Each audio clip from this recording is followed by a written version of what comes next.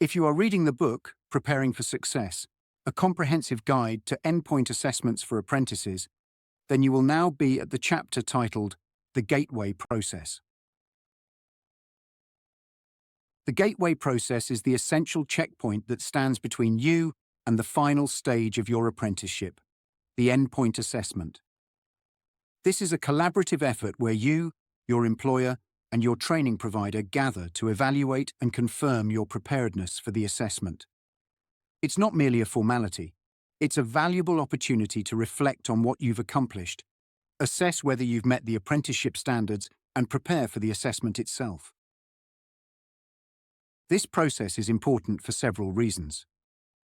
First, it ensures you're equipped with the right skills and knowledge to confidently take on the endpoint assessment. It's also a collaborative tool, enabling your employer, training provider, and you to validate that you're ready for this challenge.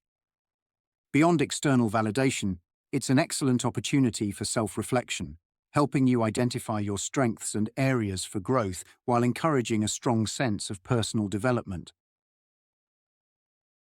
Moving through the gateway process involves several key steps. It starts with confirming that you've completed all necessary training. This is followed by a comprehensive review of your progress, involving both your employer and training provider. A joint meeting is held to discuss and agree upon your readiness for the final assessment. Don't see the gateway process as just another task to tick off your list. Instead, view it as a powerful tool to validate your learning journey and gear up for your endpoint assessment. You've already come so far, so use this moment to showcase the expertise you've developed. Several criteria must be satisfied before you can proceed to the endpoint assessment. These criteria vary depending on your apprenticeship standard, but generally serve as key indicators of your readiness and competence. Understanding these will help you navigate the process successfully. One criterion is the completion of practical training. This means verifying that all on-the-job and off-the-job training outlined in your apprenticeship standard has been achieved. You may also need to earn specific qualifications, presenting these before passing through the gateway if required. Another key requirement is proficiency in English and maths.